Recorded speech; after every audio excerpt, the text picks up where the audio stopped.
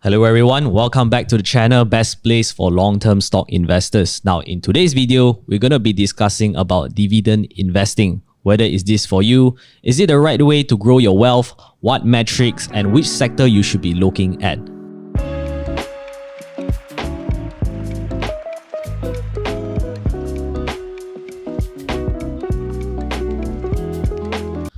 As a disclaimer, none of what we say should be taken as financial advice. This is purely educational. Now, as another disclaimer, we do not own any shares mentioned in the slides. Right guys, before we begin, just to let you know, on the 1st of December, 8:30 PM, we will be reviving our deep dive series. And guess what? It's going to be on gloves. So if you want to hop on the early bird pricing, you need to sign up in the link or the comments and make your purchase before the 27th of November midnight so that you can get a 30% discount. Okay, MJ. Yep. So, the first question, should new investors go straight with dividend investing? So I think at the end of the day, it really depends on where you are in your life. So typically, young investors don't have a lot of capital and maybe they don't have a lot of skill. And what I do see in Malaysia and in places like Singapore is that when they first started coming out to work, they stumble upon dividend investing articles. And they like the idea that it's some form of income. So obviously at a young age, you want to increase your income, right? Yes, you want to get that passive income. Correct. So as a result, they, learn and read out about dividend investing. But what ends up happening, they will realize is that it's not so straightforward, because companies that pay good dividends, they may not pay good dividends going forward. Remember that, in the past is just the past. But when you buy, you're hoping that the future will... past performance does not equal to as future performance. Yeah. So my suggestion typically is that young people should stay away from dividend investing because they need to either have an investment that it will give them higher return or sometimes more volatile. Or if they still want to do dividend investing, what I will usually suggest is to ensure that their income side, like their active income, is very high. So that it makes a lot of sense. Now, the math I always like to do is, let's say you have a certain lifestyle you want a month in so-called passive income or additional income. So let me do the test on you, right? What do you think is an amount that you will be happy with every month? Just passive. Just living off my living expenses, for example. Let's just use that. Or, or what you would like more what you would like, not what is currently. Okay, so let's just say like 10,000 per month. 10,000 per month. Yeah. So if you want 10,000 per month, so what you do is you times 12, so 120. Yep. So 120, you have to times probably anywhere between 33 to 25. Wow. Okay, so that's going to be about 3 million to 4 million-ish. So what I'm trying to say is that if you want that sort of lifestyle, you can have it. Just know that you need that amount of capital. Right. So how do you get that amount of capital? Unless you have a very rich father, you're probably going to get it from your own job. And so therefore, in terms of the sequence of what you should be doing, you should be actually getting a good job first, increasing your skill so that you can earn a lot of money and you can save, and then you can plow back into dividends. So that's what I would typically say for younger people. It's something to stay away from. But some young people are very talented. Maybe they start businesses, they sell it, they got a big chunk of money. Or maybe they work for certain MNCs that allow them to earn a lot of money. Then they can consider dividend investing. Right. Okay. So I see this article, right? Yes. They put out the 10 reasons why you should not buy dividend stocks. Yes. So there's a lot of interesting reasoning. Yes. So I think just now you already rightly pointed Correct. out that you need growth rather than income, which is to grow your active income. To put it in that sense. And then also I think you mentioned that past performance does not equal to future performance. Correct. That's why you should not believe that dividend stocks have zero risk. I mean, there is still risk. I mean, as a very quick example, is like a Top Glove. Top Glove was it used to be a very steady dividend payer until recently because I mean the business is not doing well. That's why they are unable to pay the dividend like they used to before. And I mean there's a lot of reasons. So for this one, I will summarize it into 3, or rather I will pick out 3 that I feel that is the best reasons why you should not do dividend investing. So I think the first one is that in order for you to have a dividend portfolio, typically you have to be a lot more diversified. So you need to own maybe 20 to 30 stocks. Okay. And you can make the argument that if you're going to do that already, why not just buy ETF? Right? Single stocks you might pick that's wrong, or you don't diversify in what we call an uncorrelated manner, meaning that you might pick out a lot of these, so-called good dividend paying or maybe dividend yield stocks, but they so happen lump themselves, or you can see there's a concentration maybe in a particular sector, so you don't have that uncorrelation, right? So the second one is interest rates.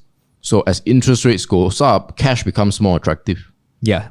So when cash becomes more attractive, because the interest they pay is high, let's say right now the US is paying 4%, right?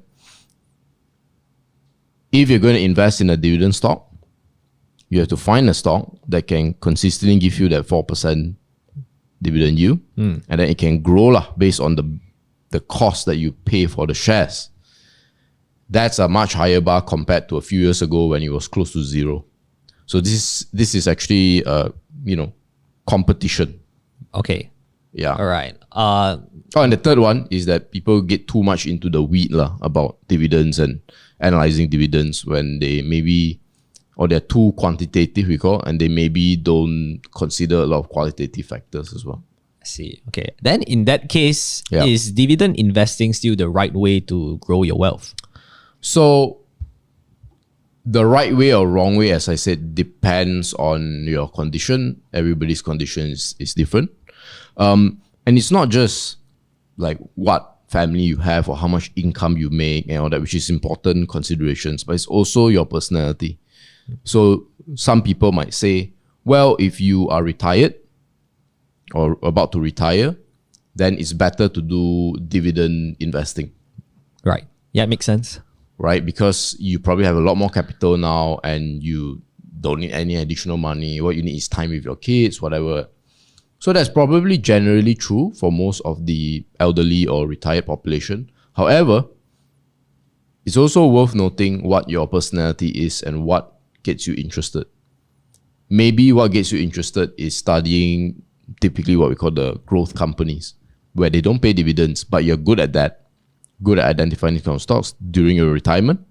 Then maybe, you can consider doing that rather than dividend investing. So it really depends on where you're at. Now, I would like to talk some good stuff about dividend investing as well. I think the great thing about dividend investing is proof of profit. So when someone buys a dividend stock and it pays consistent dividends and dividends grow, that is proof that the company makes money, right? Instead of having to go and analyze like an accountant, whether the accounts receivables are overstated, whether or not they record correctly, right? The items in the cash flow statement, things like that. No, just say if they pay a good dividend, it's reasonable, not too low, not too high. It's not a scam company. Now, the second thing is that this is maybe more for advanced investors. So if you're a value investor, typically you're analyzing a particular company and you think it's undervalued. The biggest challenge with this sort of value investing style is that you don't know when the stock is going to quote unquote wake up. And that might take a long time. So how do you mitigate that kind of time risk or opportunity cost risk? Dividends can actually do that for you. So in the years or the months or years that you wait for them, they pay nice, fat, juicy dividends. At least it cushions your... Yeah, it's something like you're buying time. Correct, exactly. And you're getting like a side income from the potential value of that particular company. Exactly. Okay. And the last bit I want to add on why dividends are great is because, especially if you can find a company that goes from not paying dividend to paying dividend. If you can find such a company, right, it's one of the best, because a lot of funds in the world, institutional funds in the world, invest based on the company's ability to pay dividends. So if you're beginning to see that this particular company is growing with not just profits, but also in dividends, and if you are able to be early, what happens is that a lot of these funds will start coming in and push the price up, and the valuation will get higher. Yeah. I believe there's an example for this also. It's a company called FPI. Exactly. Prosonic. Yeah. Exactly. They have been like paying dividends for the past, I don't know, like 10, 20 years. Exactly. And it has been growing every single year, but the share price is like sleeping. Exactly. Yeah. So that's one of the example. Okay. I think in the next segment, we're going to be discussing which metrics should dividend investors should be looking at. And in the final segment, we'll be talking about which sector you should be looking at. Alright guys, if you didn't know, we have a one-on-one mentorship program where you can apply for, where we level up your stock investing based on tailor-made solutions. If you're interested, you need to apply. Not all of you all will get into an interview. It's only 20% of you all will do it, and even fewer will get to hop on the program. But if you're confident that you can qualify, you can click on the link and fill in your details in the comment section or the description. Okay, so what metrics should dividend investors be looking at? So according to this article by Motley Fool, I think they've laid out some of the important ones to look at. Now, in general, before I start talking about these different metrics, do understand that dividends come from companies, right? And a stock is a company. So all these stocks or companies, right, have a lot of things going on. And a lot of these things will have an effect on the amount of dividend they pay, how often they pay, and can they be consistent or not, and can they grow. So important to know that. Now, so what I'm trying to say is also that you cannot just look at these ratios that I'm about to mention in isolation. You have to look at all these other things as well. However, if you really wanted to pin down some of the important ones, I think the first is the payout ratio. So for those who don't know, the payout ratio is always the dividends as a percentage, the dividends paid as a percentage of the profits of the company. Yep. And to be more specific, dividends paid to common shareholders, right? So what's the principle behind this? Well, if a company makes a lot of money and it doesn't pay out a dividend, that can only mean 2 to 3 things. 3 things, let's say. The first is that the management is stingy. Okay. In which case, or we call it in more corporate speak, they are not caring as much of, Yeah, they're not really minority shareholders. Yeah, correct. Yeah. That's one. The second thing is that it's a scam. Okay. So it's the profits are false and they're not actually getting that amount of cash. And then the third one is that perhaps it's in an industry that is not very stable and it needs to save money essentially instead of paying out dividends, so that when the bad times come, they can weather the storm. So again, this is what I mean by when you look at a metric, you cannot say like, well, if the payout is low means it's bad. No, you need to see the context. If it's a company that's very cash rich, it's in a very stable industry and doesn't pay out, then you can say that the management is very stingy. In the same way, you have to look at accounting, see whether or not it's a scam, and of course, whether or not it's in a growth industry or a volatile cyclical industry. Right? So that is the payout ratio. The second one is dividend growth rate. Now, this is also linked to the third point that I made just now, which is to always understand the company. So when you invest in a stock, right, one of the big objectives is for you to outpace inflation, right? And historically, inflation has grown anywhere between 2 to 4% in the US, maybe closer to 5% in Malaysia, give or take, right? So if you are a dividend investor or just investor period, and so happen that dividends is part of your strategy, then you want your dividends to grow as well. So whether it's 5%, 10% every year, these things are there to help you combat inflation. In addition to the share price as well, right? So that's why dividend growth rate is important. So how do you actually figure out, again, going back to my original point about not looking at all this in isolation, right? You mentioned earlier in the video, you mentioned Top Glove. There was a huge spike in dividends, right? Because they had a very good year in COVID, then not so good year now, so they cut the dividends, right? Same thing, always look at it in context.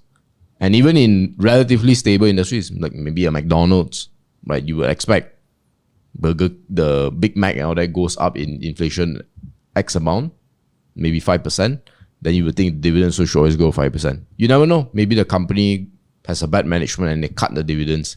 And so even though the dividends they cut the growth of the dividends. So even if the dividends don't get cut, but if the growth get cut, that can have a big effect on you. Now, of course, the last one will be cash flow. So this is where learning about accounting, which you can, hop onto our SIB course to learn more, is really important because dividend is cohort cash. Yes. And cash flow is cohort cash. So if you want dividends, you must have cash flow. Now, one thing that you may realize that I have omitted here is the dividend yield. Yes. Dividend yield is a very, very dangerous metric to use because people like to look at the dividend yield and it's just one number with a percentage. 6%, 7%. These are all you REIT lovers out there, or thinking of investing in REITs. This is the biggest trap you can fall into. But you look at 7%, well, 7% is more than 3% in fixed deposit. It's a bargain. Obviously, I'm going for 7%. Yes. And then you're like, oh, but it's in malls or it's in this industry, you're very stable, no risk. So you go into it. Now, one of the things that a lot of dividend investors don't look at as well, for me, is the share price, which is quite amazing to me. But I just came up with this Excel sheet, okay? So if you didn't know, the dividend yield formula is just dividends divided by the price per share, right? Yep. Dividend per share divided by price per share, or dividends payout divided by market cap, whichever you want to use. And so I just put out company A and company B, right? So company A, dividends per share, 1, same with company B, right, in year 1. Then when I stretch it across 10 years, here are some differences between the company. So let's say company A grows their dividends by 10% a year, right? It grows. And then year end, after 10 years, instead of receiving $1 of dividend per share, you are now receiving nearly $2.60 per share. Great. Now, in contrast, company B is only 1, doesn't really grow. Now, the share price of both company A and B also starts at 30, but in company A's case, it grows 10% as well. So it grows in tandem with dividends, but company B actually declines by 5% every year. Right, that's why after year 10, they are now $17 or $18 from $30.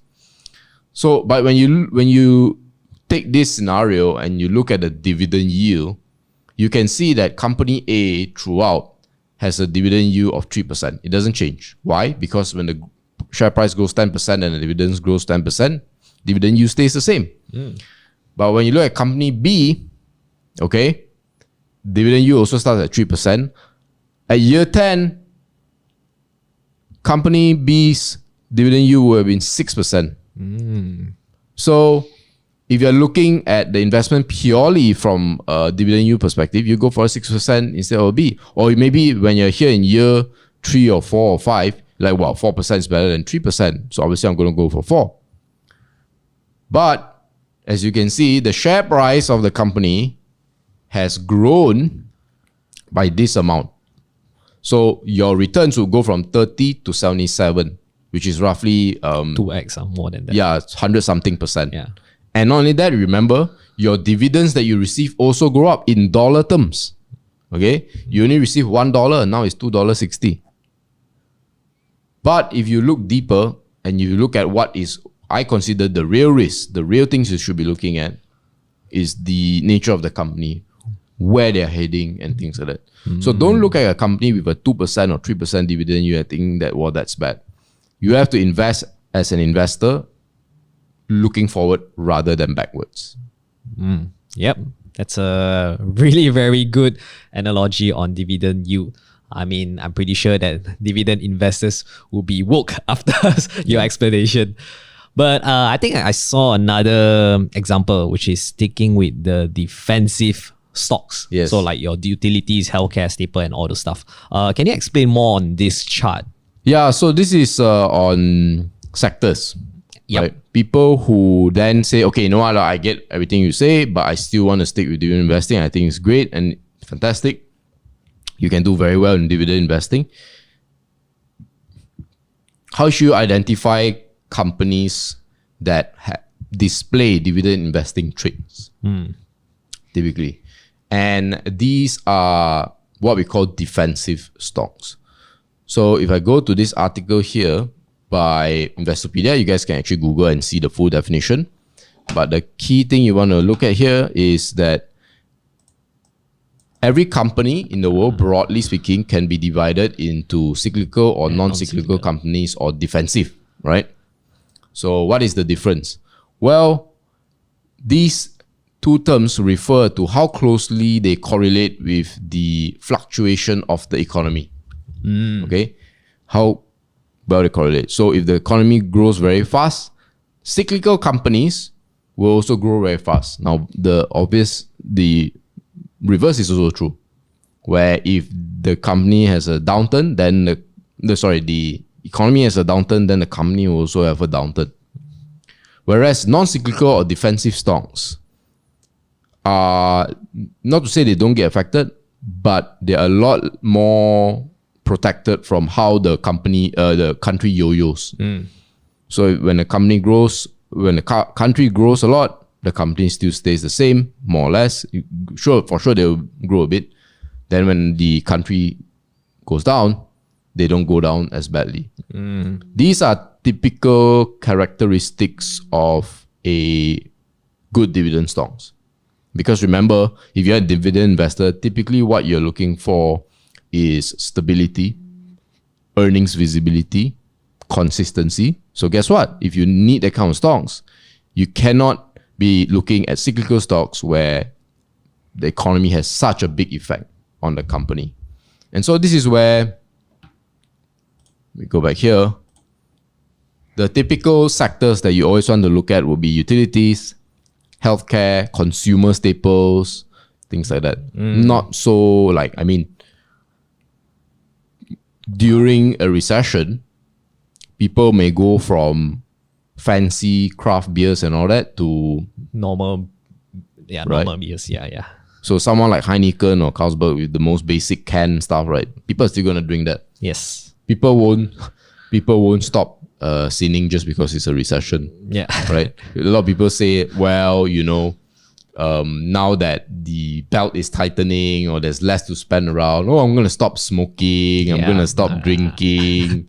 None of that's going to happen, right? So these are some examples of defensive stocks. So to give you one interesting example, the chart in blue is Ford Motors and then the chart in orange is a public utility. And you can see the difference between both of them.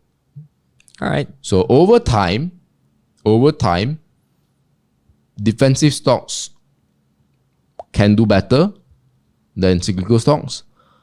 But the best kind of stocks are those that have dividend investing or dividend stocks like characteristics, where it's pretty stable, but the growth is high also. And when there's a slowdown, doesn't really affect them.